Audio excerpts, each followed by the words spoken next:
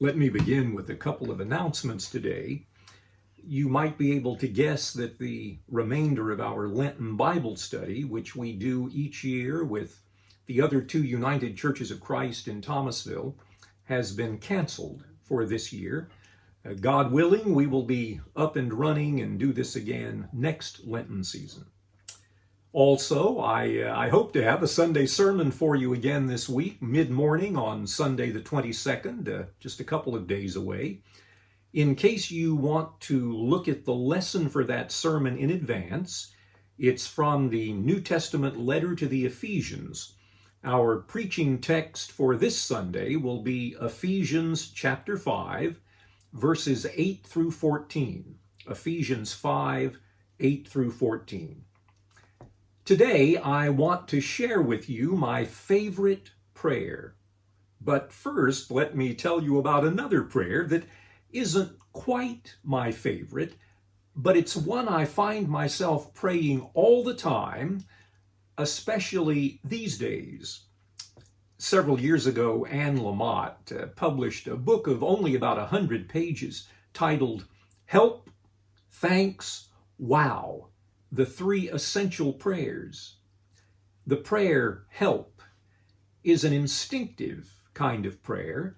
We are aware of a need in our own life or in the life of someone else, and without even thinking about it, whether silently or out loud, we say something like, "Help me, O Lord, help us, please."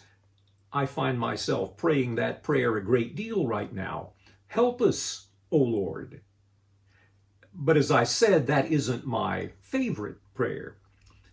30 years or so ago, I was pastoring a church in Albemarle, North Carolina, and I was on a food relief committee with some other pastors addressing hunger issues in our community.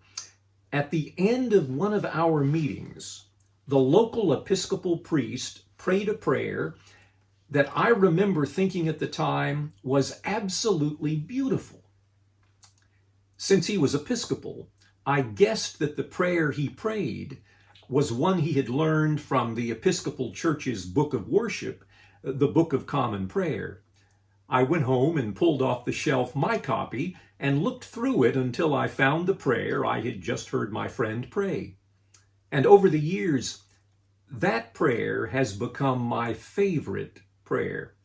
I don't know how many times I've prayed it, but not long ago, I was thrilled to find online a place that sold framed copies of my favorite prayer.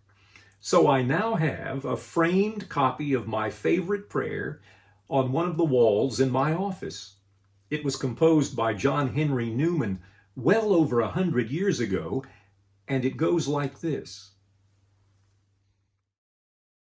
O Lord, support us all the day long, until the shadows lengthen and the evening comes, and the busy world is hushed, and the fever of life is over, and our work is done. Then, in your mercy, grant us a safe lodging and a holy rest and peace at the last. Amen.